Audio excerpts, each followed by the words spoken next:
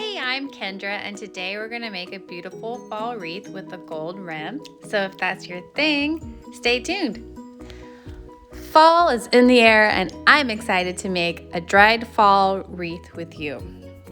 So I'll go over the tools you'll need and how to put it all together. We'll start with some natural materials, which I'll get into in a minute. A gold wire frame. These are nice because you don't have to decorate the entire frame. They run around $3 to $12 depending on where you get them and the size. But really they're anywhere online or at a craft store.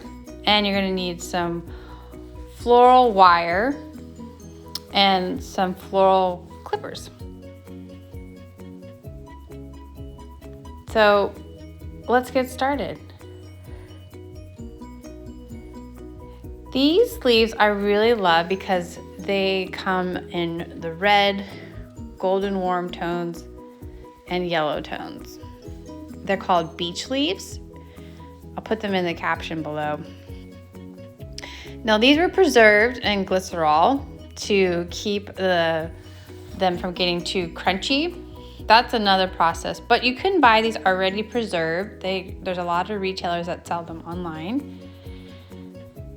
Or you can find them artificial.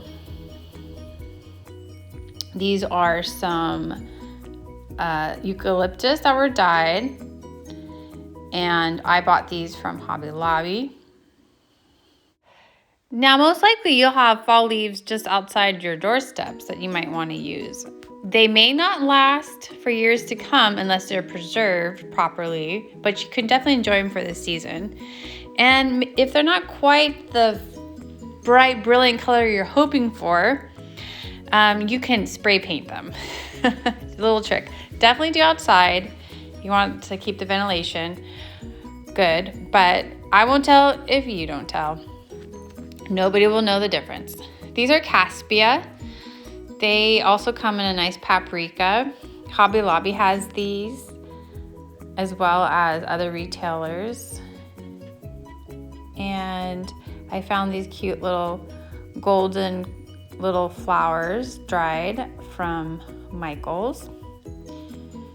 And some wheatgrass, which you can find at lots of places. And it really doesn't matter what you pick out as long as they're in the warm tones. These are Strawflowers. I really like using these in wreath arrangements. This is a purplish shade. Looks a little more pink in the video, but it's a purple. Purple looks really nice with the yellow. So does blue. So you may want to think of getting a focal point flower that's contrasting. But here's a bunch I put together using those materials. And I'm gonna add the purple flower at the center. So I trim up the branches so they're about the same length, and I put around a little wire, wrap it nice and tight and snug so nothing can move out of place.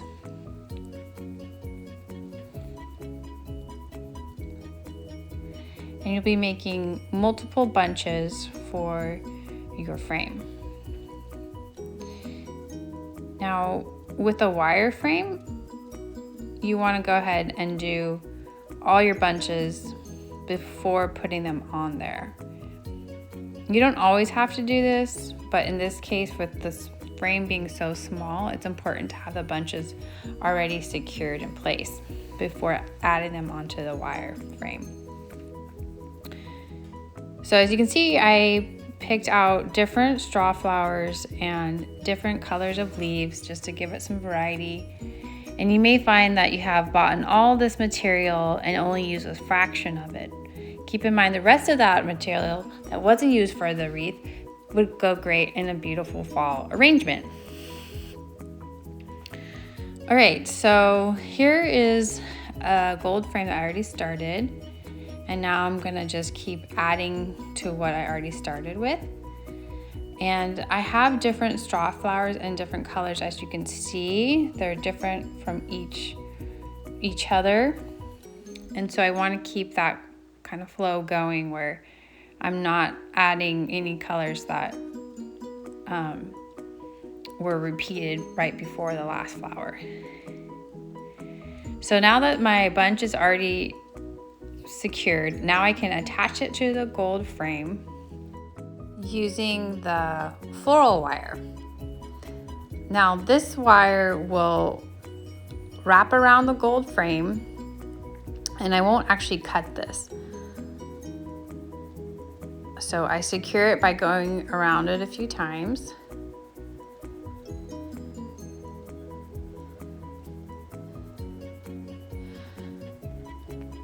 Normally I would never actually cut that wire at all while I'm making the wreath, but I'm just showing you how you attach it.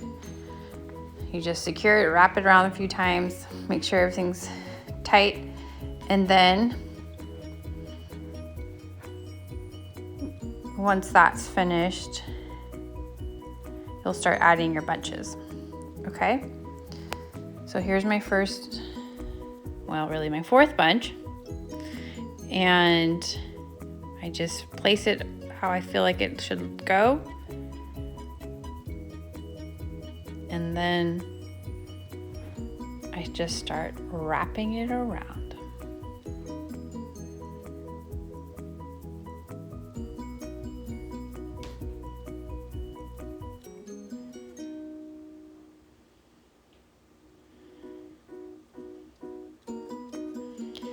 And it will be snug on there and it shouldn't move at all. And now I'm thinking about which bunch I should use, and I can see that I haven't used this white one yet, so I'm gonna add that in there. And notice that the red leaves are different than the previous leaves. So I'm just trying to keep a variety. I don't want to have one color concentrated too much in one area. So again, I'm wrapping it about 3 times until it's nice and snug. Okay, so now I'm going with my next bunch. I went with yellow because I don't have any other colors. So I'm starting back from the beginning.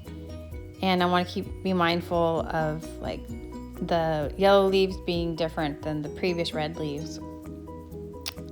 And I'm just wrapping this bunch up first about 3 times, and now it's ready to be secured onto the frame.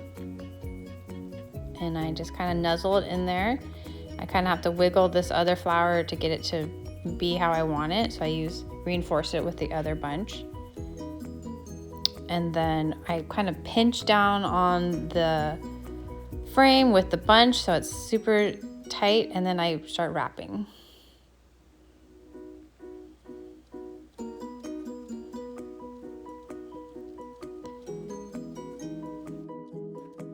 Believe it or not, we're down to the last bunch.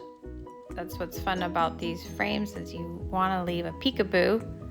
And my flower I have is different from the other. I'm trying to be mindful of what colors I put next to each other so that there's a contrast. That way they really, each individual bunch shows off. And these are a little bit smaller Strawflowers, so I'm gonna just put 2 in there. And then I found these cute little bunny tails are called. These are dyed. I found these from a different project, but I decided at last minute to incorporate these. So I'll just scooch this one in here. There's no other brown, so it works for this bunch well. And then I have a couple more that I'm gonna put in the wreath that you'll see in a sec. But all right, so I'm good. Now I just get my little wire that's a couple inches long and I wrap it around. And this is why you wanna have your bunches done first, is so that you have all your wires clipped and ready to go. So that way you're not having to constantly take your big wire and unclip it each time you make a new bunch. So yeah, right now I'm trying to cover up the green wire as much as I can with some foliage and some floral to tuck it away. So the whole wreath really doesn't, you can't see any of the green wire. It's just at the end where it gets a little tricky. So you want to try to do your best to cover it up, but if that doesn't work, you could use some sort of ribbon or rope to tie off the end there. All right, so I'm gonna fasten this on.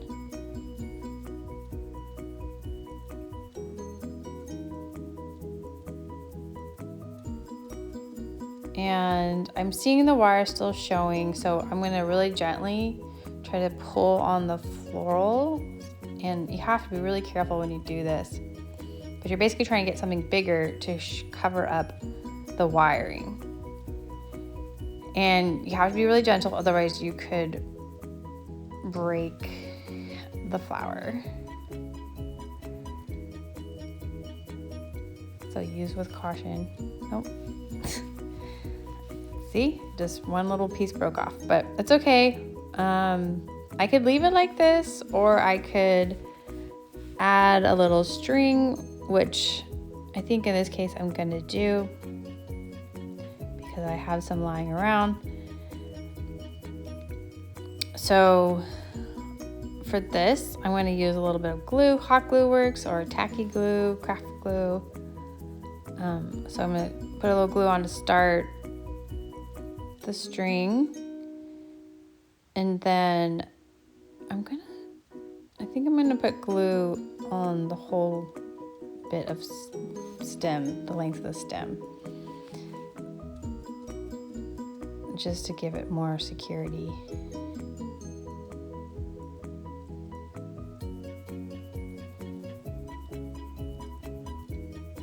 And then we wrap.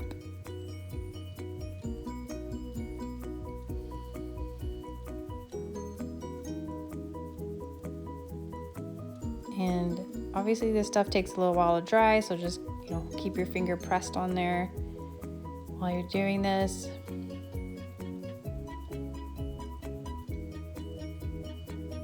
And you just keep going. I just, you know, came to a natural stop because that's as far as my string will take me. I don't want to put a lot of emphasis on the string, so I don't mind that it's short.